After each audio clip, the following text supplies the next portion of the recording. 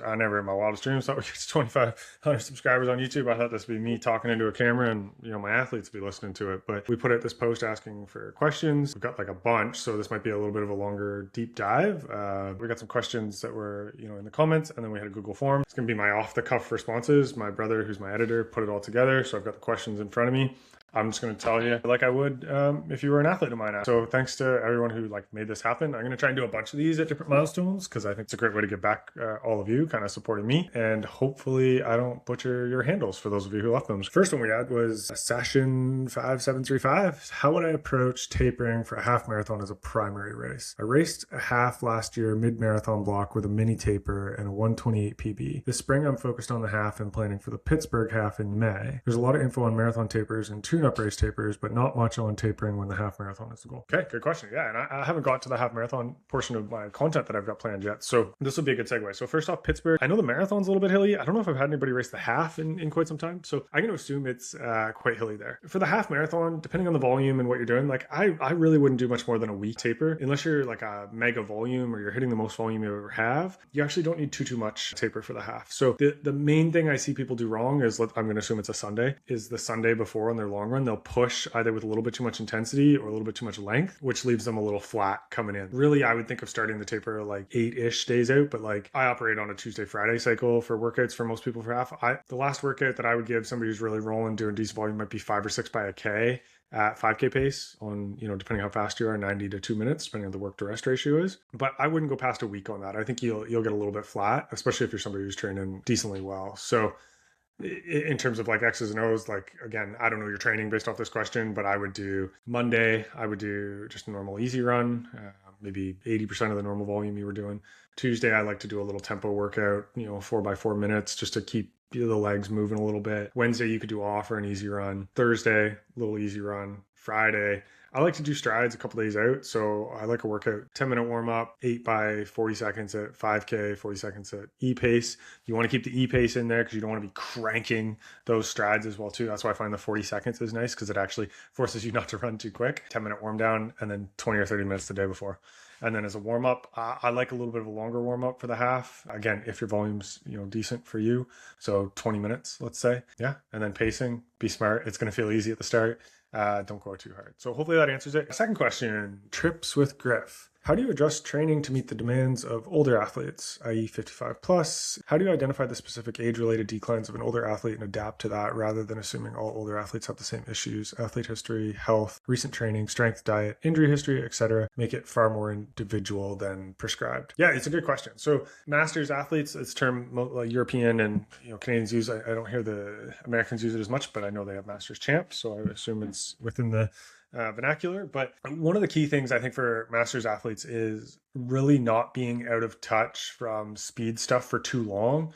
For most masters athletes, you need a longer ramp up to get up into faster paces, think 3K mile kind of pace. The other piece that's really dependent on the person is what their actual training history is. So I have a 70 plus, a couple 60 plus, a whole bunch of 50 plus athletes that I coach. And all of them come to the sport with different backgrounds. Some of them triathlon, some of them never ran before they picked it up. And so that's definitely a part of it. I think it sounds like from your question, you've probably been doing this for a little while. So I would look at it and go, okay, what are the main gaps? Broadly speaking here, and again, I don't know your exact situation, but broadly speaking, I would say you're not going to gain as many of the gross adaptations that you would if you were younger, right? So it's more about maximizing what you have. Again, that's not to say that masters athletes can't PR. I've had numerous masters athletes PR, but it's a little bit harder to make big jumps as a masters athlete who's been doing it for a long time because those gross adaptations are kind of ingrained. The other piece that I see with masters athletes is you sometimes need to open up the cycle to 10 or 14 days rather than a week because sometimes the intensity density is a little bit too much from an injury perspective or a recoverability perspective. So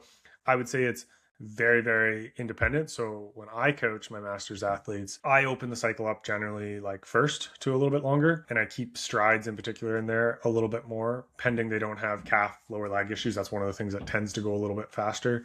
For masters athletes, I find most of the injuries they get are plantar Achilles, tib post, calf strains.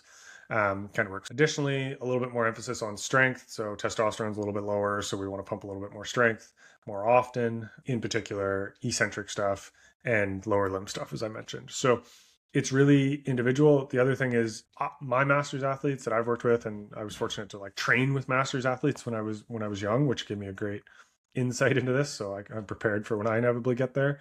Is don't underestimate that they kind of know what works. And I don't say kind of in terms of like, oh, maybe they do, maybe they don't, but like they've got a lot of experiences with their body and how they tolerate training and what works for them and what doesn't. And so that has to be taken into the equation when we're doing this kind of partnership of coaching. Po-hung-u1v. Usually I run my easy run around 145 heart rate and an RP of 3 or 4, but I bike easy with the same RP at only a heart rate of 115.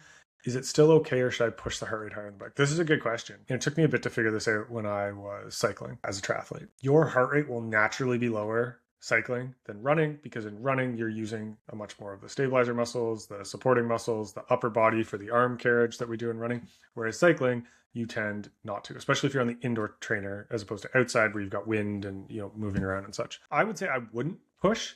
One of the main limiting factors that I felt as a runner coming to cycling, and most runners feel when they add cycling in, is it's actually a strength deficit.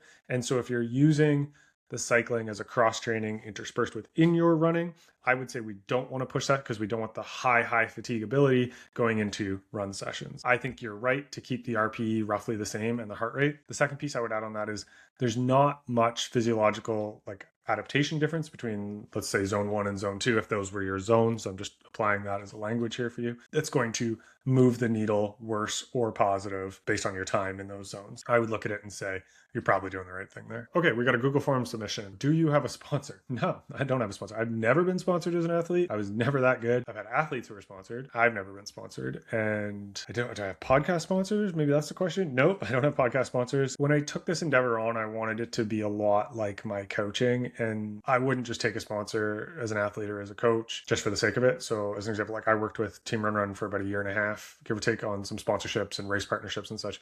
And I always led through that lens of like, this has to be something I'm willing to believe in or that I would want my athletes to use. It's a pretty high bar, I guess, probably limiting myself financially, I suppose. Maybe, I don't know what the world of podcast sponsors looks like, but yeah, don't have any. I guess, one way you could support me in part, but really it's supporting a great company, is the company Feel Goods. So I have an affiliate link. I get a couple bucks on those. Like, it's not like anything crazy. I really do it because I've met with Courtney and Laura who started the company. They're out of Asheville. They're amazing. They have this like Feel Goods box that's phenomenal for you to try out new brands and try samples and such. And then as much as possible, we try to support them by getting our high carb products, especially when Elena was marathon training. I could tell you that we enjoy them so much and we love supporting them so much that we're in Canada and we actually drive across the US to my PO box and get their product shipped there and then pay the duty, come back across the border. We probably lose money on the product given the duty and the driving and all that stuff. But for my American listeners and American athletes, they're an amazing company.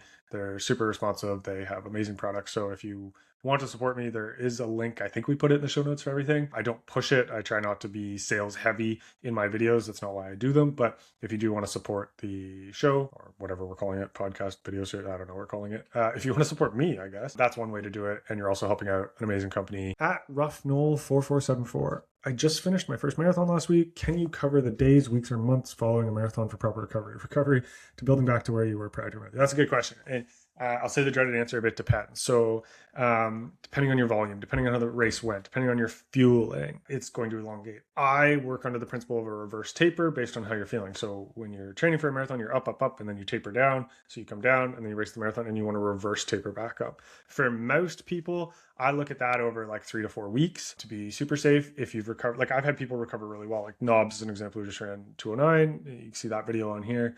He ran 2 days later. My wife has crazy recoverability and she runs the day after all of her marathons, good or bad. And I've got other athletes who need like a week off because they're wrecked. It's very independent, but I would say on average, I would probably, like if I aggregated it and averaged it across all my athletes who do marathons, I would say probably 3 to 5 days off, second week back, 2 to 5 runs of 30 to 50 minutes, third week back to your normal amount of daily runs, maybe with 1 small workout, 4 weeks back to your normal runs plus 2 workouts. But listen to your body on that. Everybody's different. Every course is different. The flat courses can sneaky sometimes beat you up because there's a little bit more speed. The hilly courses can beat you up if you haven't run on hills before. So just be cautious. If you're working with a coach, make sure you're engaging with them, letting them know how you're feeling, and build back slowly. It's what's the saying?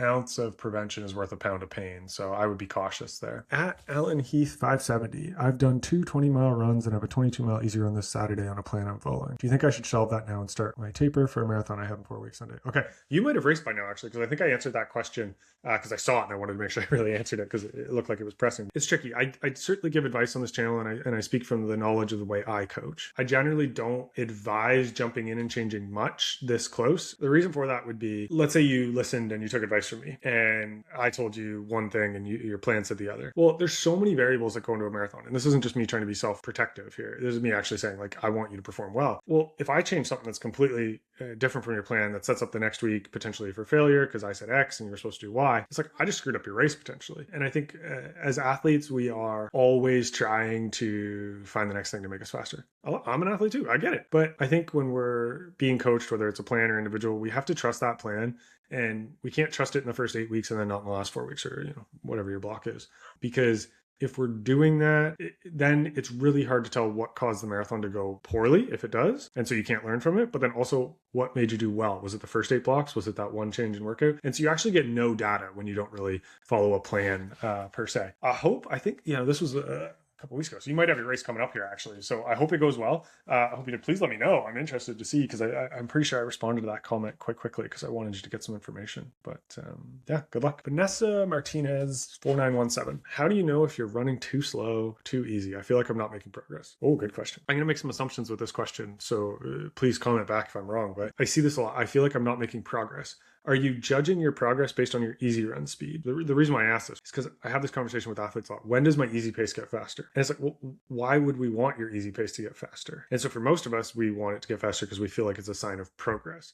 I would argue that you actually don't need to move your easy pace all that much. It's going to change seasonally depending on your climate and where you live. I would never look at easy run pace as a proxy for if you're improving. I would look at your workouts and your consistency and race data. The adaptations that we're trying to produce with easy runs take weeks and months and months and months, not over a small term. So if your question rather is about not progressing in general, I would ask, are you running enough? How many days? What's the pace? What are your workouts? What are you training for? Is your training applicable for that? So it'd be a lot of questions there.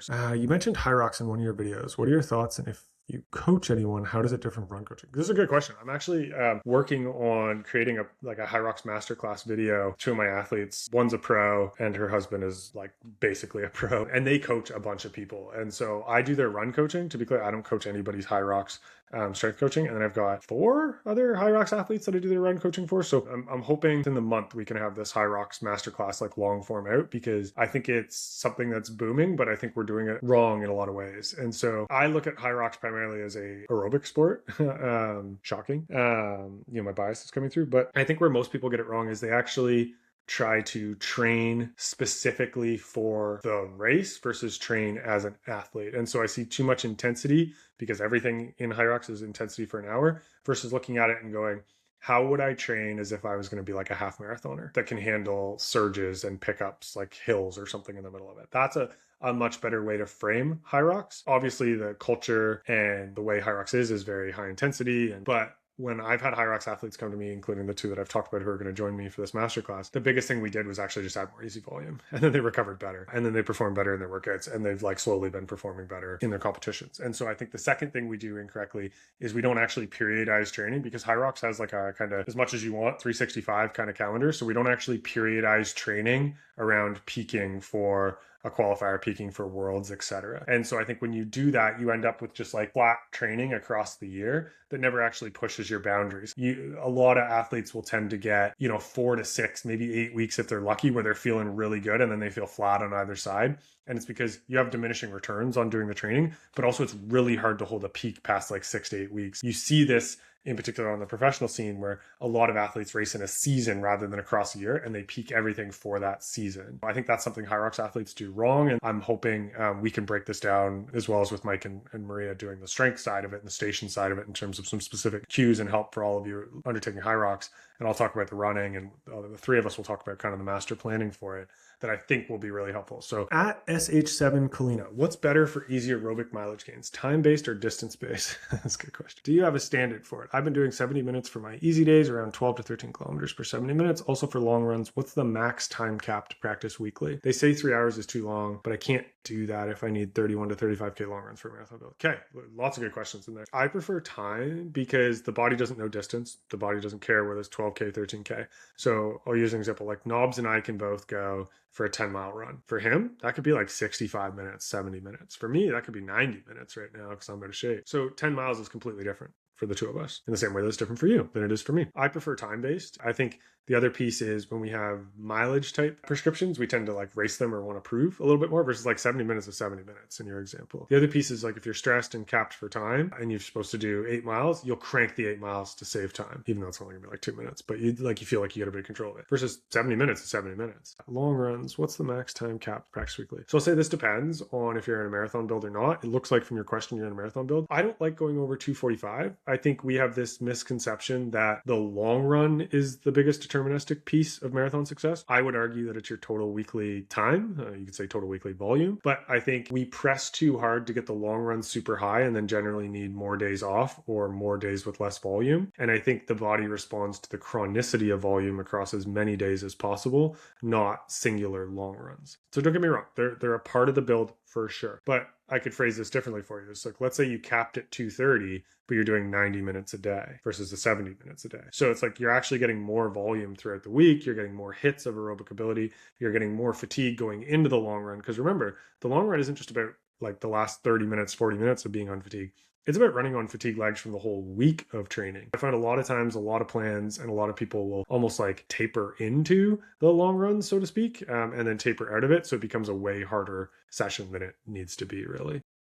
Okay, Kevin Matthews, 1211. How long after a running break do tendons, bone density, and all that good stuff start falling apart? I was consistent in December, October last year, but took October to January pretty much off. Been doing a slow build up since with almost all easy running. Will my tendons and joints be strong from last year or should I act as a clean slate? It's a good question. It depends on your injury history. Depends if you've got any weak spots. Like everybody usually has one or two. For me, it's tib post and IT band on opposite legs. I mentioned this earlier in a previous question, I would almost reverse taper. And so I would look at it and go, yeah, we could probably move you up faster than we would like somebody who's never run before. But I would also treat it as if you, like you said, you haven't run in 4 months, give or take. I would treat it very, very slowly. So I might do something like every other day until you build up to like 45 to 60 minutes. And then I would go like 2 days on, 1 day off, 2 days on, 1 day off, 2 days on, 1 day off.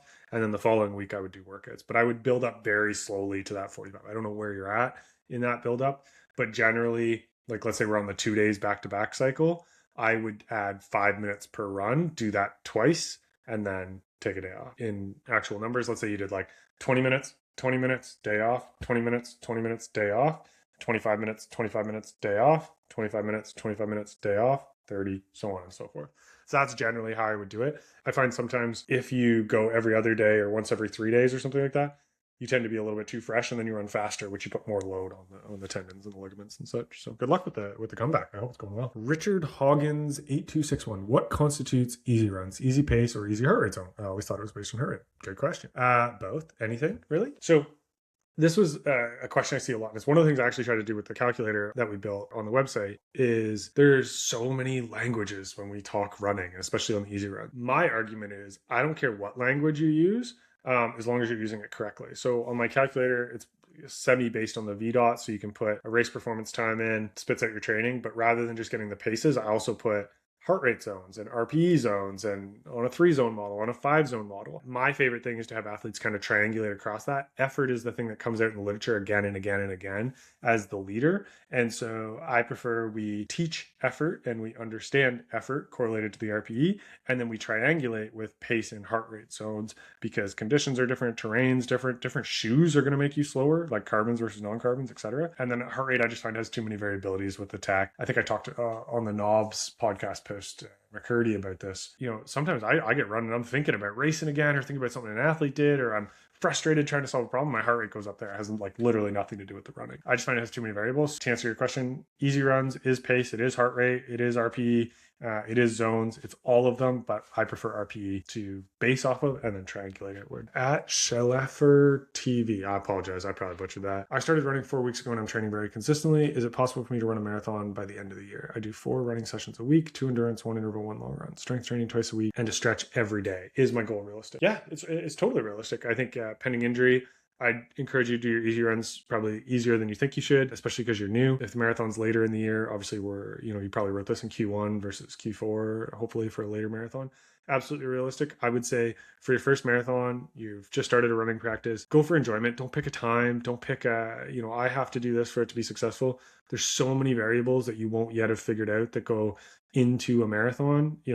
You can watch as much content, my content, other people's content as you want, and you'll get some experience. But the marathon rewards experiential learning. So there's going to be so much that you won't know until you get in there. So make this first one an enjoyable experience by starting off slow. Don't hang your hat on I have to hit this time for it to be successful or not. Go in, enjoy your first one, learn a lot so you can come back for your second one and actually have some good data to support what your gaps are. All right, we got a double question here. Kevin Matthews, 1211. Yeah, let's answer it. Where do you stand on strength training for your athletes? How necessary is it versus just getting out and doing lots of running? I'm on the higher end of beginner with a half marathon best of 1:33. It's pretty good, and I've never run a marathon. I love strength training. I wish it was something I took more seriously earlier in my career. I think I would have avoided a lot of injuries. I think strength training is probably the single best way, if you're concerned about form, to change your form. I think strength training from a body composition perspective is helpful. You create more metabolically active tissue, you become stronger, your fatigue resistance goes up, you're more resilient from injury. So I love it. The best things I've seen in the research in my practice with athletes, around their lives and everything they have going on, because most of the athletes I coach have actual lives and work and families and such, is to do it the same day as your workouts, after, not before, or the day after. And so you want to try and group your hard days as close as possible together so you have more easy days. So yeah, totally for it, Kevin. Go for it. Start slow though, because you're going to get some DOMs. At Quinning Ming Miao. Sorry, I probably butchered that one too. I'm prepping for 2 races this summer, a road mile and a backyard ultra about a month apart. I've done both before, but not in the same season. How do I ensure durability for the ultra while chasing VO2 max speed? It's really tough. Not an easy mix to do. I would argue, I have this graph when I used to teach coaching education up here in Canada, where it said your percentage of VO2 max from speed. And it's this small sliver, but the majority of it is actually easy running. So your VO2 max is going to go up. If you're doing good ultra training, you're probably also doing some workouts as well. I'll say this, will you run your best mile off backyard ultra training? No. Will you run your best backyard ultra off mile training? No. This is why you don't see the milers on the pro scene jump up to the marathon. Very few have been able to. But for most of us, I'm assuming you're an age grouper most people, I would say I would lean into the ultra training, and depending on the spacing of it, hopefully the ultra is before would be preferable from an aerobic perspective, but there's also the downside of potential, injury perspective or being super sore post ultra. So either way, there's problems to be solved, but I would look at it and go, you probably don't need much speed to get close to your best of a road mile in the phase that you're doing with a backyard ultra. Oh, we got another repeat. Sweet. This is awesome. Thanks everybody who's doing multiple questions. I appreciate that. Vanessa Martinez, 4917. I ran a half marathon last year. It took 4 hours. What would you recommend for a very slow runner? Building my base using mileage or time on feet? My easy pace is a 20-minute mile. Yeah, so I would use time on feet, and I would also add cross training for you. And this isn't just because you're slow or at the, you said a very slow runner. So I'm trying to use your language here. I'm not trying to be dismissive, but I think for you to accumulate a lot of time and push into the upper end of zone 1, zone 2 for that easy training, it might be a little bit more conducive for you to do it on the bike or the elliptical and use that in addition to building your mileage or time on feet. So I can tell you my best marathon 2:46 came off of triathlon training. Actually, I was doing a lot of biking. I think I only averaged about 55K. So what's that, 30-ish, 35 miles running when I did that. And so I would encourage you to definitely do some cross training as well to add it in. The other thing with the cross training is you could do your speed on cross training and you're easy on the running, and it'll probably be way better for your body to handle it, and you can probably get a better workout. I love my as I'm using your language here, slow runners. They're so fun to work with because I think you can make a lot of cool gains. Yeah, I love that everybody's got a cool entry to the running journey. And I'll tell you this, I said this to people at McCurdy who were asking me, who were in the day before, the 3 to 3:15 and such, about knowledge race. It is so much harder what you do than it is what the pros do. Yes, you both train a little bit differently and for them, but Knob's marathon was done in 2 hours and 9 minutes, and you're 4 hours there for a half. I mean, my half Ironman was 4.5 hours, give or take. And I was friggin' hard, right? And so kudos to you. Keep showing up. You'll see improvements. I love it. Peter Norris, 5614. I'm coming on 2 years running with a group. I've had a huge PB on my half marathon. My Garmin says the faster Saturday group pace is tempo, not easy based on heart rate, but I can talk through it. Should I move up to the faster pace group and add more easy runs on off days? Okay. I think I just talked about this on one of the podcasts I was on about run group culture. So I'll break that down first. I would say broadly, I love run groups because it sounds like this is what got you into running, or it's keeping you in running. And so I think from a culture and an environment and getting people out and community perspective, run groups are awesome. I think they also push people to train too fast on their runs. First piece that I would answer to your question after that preamble is that your Garmin says that the faster Saturday group paces tempo. I would never listen to your Garmin in terms of what it tells you for zones. I just turn that off. I tell most of my athletes turned off. There's no evidence to support that those are correct, but you can talk through it. And so if you can talk through it in full conversational senses, you're probably in the right easy pace, easy heart rate, easy zone, whatever language you use for your training. I would recommend, it sounds like this is the long run day, I would recommend going slower. I don't think there's any need to move up to the faster pace group. I would definitely go to add easy days throughout the week more so than push a single long run for sure. Because that makes it sound like you're not running every day. I'm not saying you have to, but it sounds like you're not running a lot of days. So I would choose a slower long run day if that's what that group workout is, and more easy runs. You'll get way more bang for your buck and your fitness will skyrocket. Jackie Zoo 2535. I coach you, I believe, for some HYROX stuff. Yeah, that's right. Good question. Current stats: 22:25 5K, 186 beat per minute average, aiming for a 135-ish half marathon by end of April. Zone 2 is 136 to 143. Background in weightlifting, explosive sports. Zone 2 pace is super slow, and I'm not getting much faster. And it's easy to slip into zone 3 outside on hills. Should I do more steady tempo, pace work supplemented with zone 2, or stick with more zone 2 since it's what I'm lacking? Good question. So we're working on this right now, actually, with your training. And so I'll answer this broadly. We're increasing the total volume and we're doing tempo stuff. So it's almost never a this or that. It's kind of an everything question. Also looking at the spacing and timing of your strength workouts relative to your easy runs, because if you have super high peripheral fatigue going into your easy runs, you're going to be slower and it'll be a little bit harder on hills. The other thing, like I see for people when you're going into hills or wind even on an easy run, is like you probably will go up a little bit, and that's okay. Just because you went up for a couple minutes in a run doesn't mean that the run was like horrible or that you missed the purpose. Like ideally you want to stay as much as possible and you lead with effort. You don't fight in the wind, you don't fight the hills, but it's inevitable for most people that your heart rate will go up on a hill or such. The more important thing is like, do you drop the effort back down and recover back into it? And so good questions. We're working on all of it. I know you've got a race coming up in 3 weeks, give or take, end of the month here at the time of recording. So we'll get to test it out and find out. It'll be fun. You mentioned in your book, somebody read my book. Thanks. I appreciate that. Building a competitive identity. What actually is that? Yeah, that's a good question. So hopefully I did a good job explaining that in the book, but it's a great question. So I'll answer it because I haven't done much on the mental performance side here on this channel. I'm going to start to. Competitive identity it's an idea rooted in my clinical practice, but it's also borrowed, and super thankful for one of my mentors, Cassidy Preston, and his mentor, Todd, who worked with Kobe and created the Black Mamba. And so it's an iterative process coming from the Black Mamba, if you've heard of Kobe's story, down to how I use it for athletes. We do this all the time as humans. We just don't label it or we don't think about it. It's like you're different you to your spouse than you are to your mother, to your father, to your siblings, to your coworkers. And so you have an identity that you put on, like a mask almost, depending on the person. So it's still the same you. So I like to think of it as like you are a chameleon. You're still the lizard, but you change your colors based on the surrounding. And I want to be clear. I'm not saying you should be like a bad person over here and a good person over here, or like because you're not the same person all the time, you're good or bad.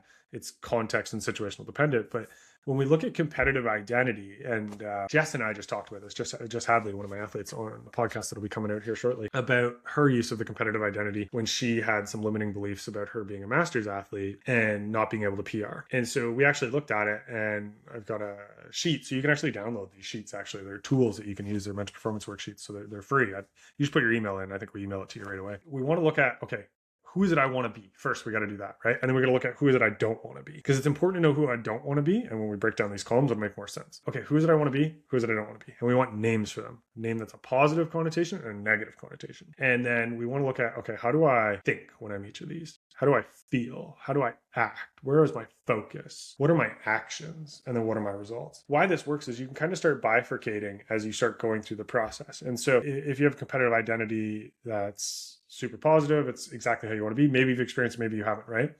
Then you can use that as a mental rehearsal script pre-workout, pre-race, when things are getting a little nervous and frustrated up there. It's like, okay, this is what I want to be. I'm gonna think about these things. These are my cues. This is what I'm gonna focus on. Conversely, on the negative side, because you've had it out there, you can start looking at it and going, oh, I'm starting to go over to the negative. Wait, I know that's the worst version of self. I don't want to be the worst version of myself. So okay, I got to stop that thing. I got to interject on that. And I want to come back over to that best self. It becomes like a bit of a bifurcation. I want to go here, but if I go here, I know I need to come back here. So you can start managing some of those intrusive thoughts as you go through. Obviously, I've got a lot more tools for that, but that's the basis of the competitive identity for there. I use that with a lot of athletes in my clinical practice, a few in my coaching practice that really have adopted that to really help them with race day nerves or execution, or in those hard moments that we've all really had in races where we're not sure if we should quit or keep going or if we're good enough. So yeah, take a look at that. Thanks for buying the book. I appreciate that, because I don't promo that. I wrote it. I think it's a great resource. It's what I use in my clinical practice a lot of. So yeah, thank you. I appreciate it. At MV4869, can we do a workout on Wednesday and a workout with the long run on Saturday?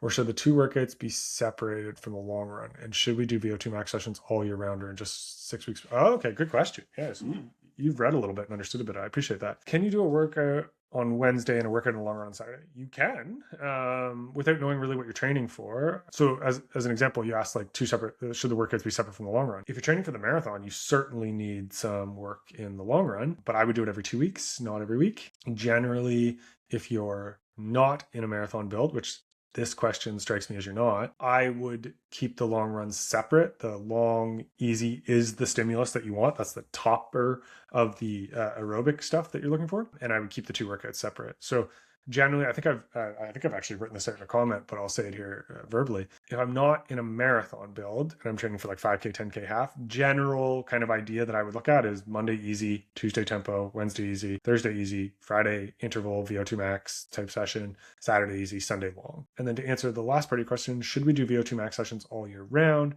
or just in 6 week specific phases? So that question speaks a little bit towards like block periodization. I don't use as much of that anymore. I think we do a bad job. I say this as a former coach educator in like teaching blocked period. This is the way you do this and this and this and this and this. But when you start talking to elites and people who have really coached people at high level, we don't do as much block periodization per se anymore. I know that comes from the track and S&C world and such, but I think you should probably touch on stuff all year round. Like even Knobs was doing some mile pace stuff in strides in his marathon. I was doing VO2 max stuff in his marathon. I'll have people who are training for 5K, 10K, half marathon do some marathon pace stuff depending on where they're at and what their gaps are. Yeah, you can do them all year round. I think the first question I would back up and ask is, what is your gap and what performance are you trying to do? And then, okay, where's the gap relative to the performance? How do we close it? And so for you, that might be VO2 max sessions. My guess, it's probably on the aerobic side. It's an easy bet, to be honest. For most people, it is. So yeah. L Wang-U8Q. For recreational runners averaging 30 miles a week, should we follow the classic 80-20 rule or even 30-70? Broadly, yes. 80-20 has been like something that like people like to beat up on, but I think it's actually quite successful. I think Fitzgerald, who's got his, coaching branding and stuff around 80-20, I don't know if it was his research, I can't recall, or a research paper, and then he branded and built kind of around that. We get this idea that it doesn't work at lower volumes, it only works at higher volumes. And I would argue that if you look at like super high volume people, so I'm just going to use Knobs' example, his 209 build, he was probably like 88-12 kind of thing with his volume.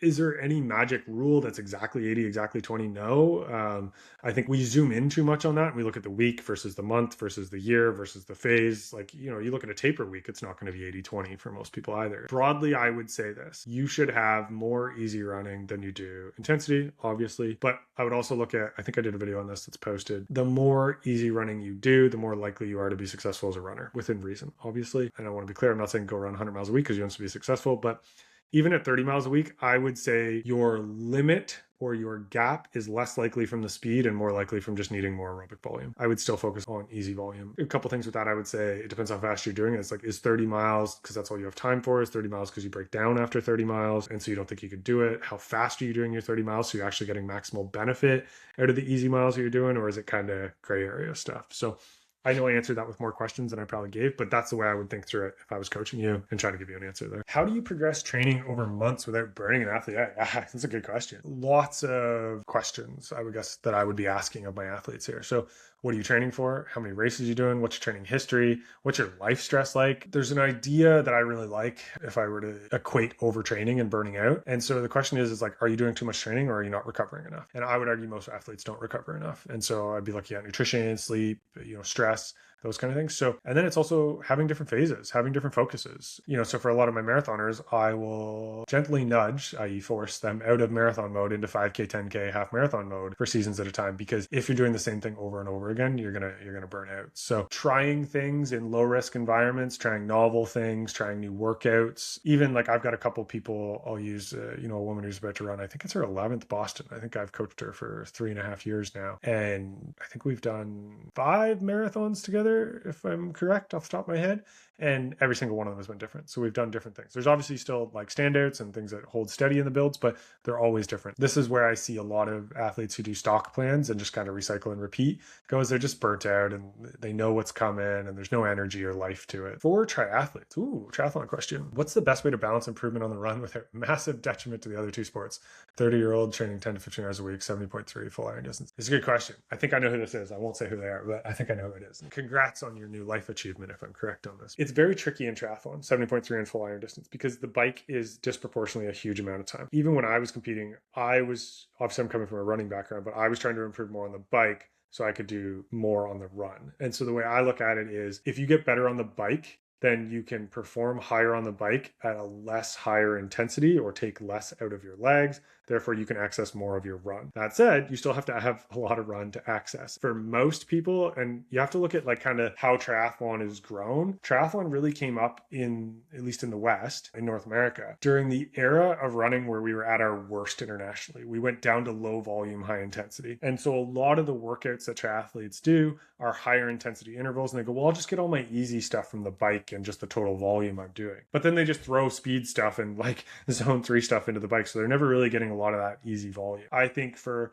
a lot of triathletes doing more easy volume, I've worked with a pro that we did this and they actually broke 9 hours for the first time when we did this a couple of years ago. More easy volume, more marathon pace as well too. I find just getting that grind out, and then working the other end of the spectrum, the speed, the shorter stuff, you're going to get enough of the max VO2 tempo-y like threshold, if you want to call it that, depending on the language you use, out of the cycling you're likely to do. And so I would go to the opposite poles from running to do that. What is your goal and dream as a coach? Oh, that's a good question. I've never really thought of it. I'm very fortunate to have done a bunch of cool things on the high performance side, from high school to international as a coach. I don't really have a goal as a coach anymore. I used to. Like, I really wanted to drive performance and win things when I was younger in my 20s. I think that was a detriment of coaching at a high level when I was that young. I think about running very differently and coaching very differently now. Part of starting this channel, I guess, would be the goal is like to actually give back to the sport that's given me so much, and also to educate people so they don't do the same mistakes I did and I've seen others do. Technically, I guess there's like one piece missing on my coaching resume, which would be an Olympian. But if I never hit that, it's not the end of the world for me. What's more important is the connections and the athletes I help and do all those things. Like, the majority of my athletes are not high performance. The vast majority, like 98% of my athletes are not high performance. If it happens,